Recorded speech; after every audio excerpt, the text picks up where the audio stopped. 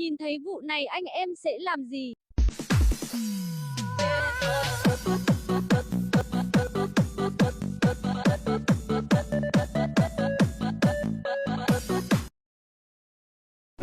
Chơi tiền nào cũng có ý xia, để chia có một個cũng có một cụ, để cụ thọ có chỉ thọ chơi bao hồn tình thế là, có đặc ăn muốn là chỉ có một chiếc bao hồn có luôn luôn, nãy không giờ có cho xuống xia, còn nói khó cụ nhẹ.